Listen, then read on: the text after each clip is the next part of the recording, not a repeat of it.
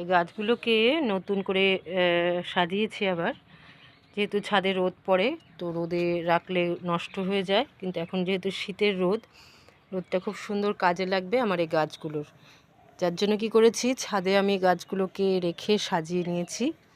তো এখন বেশি জলও লাগে না, অথচ রোদটাও খুব সুন্দর আছে আমাদের ছাদে, সেই জন্য আমি গাছগুলোকে ছাদে রেখে এটা গুছিয়ে দিয়েছি। যেগুলো আমার ঘরে ছিল আর কি, যেগুলো ইনডোর ছিল সেগুলোকে আমি এখন ছাদে ট্রান্সফার করে দিয়েছি।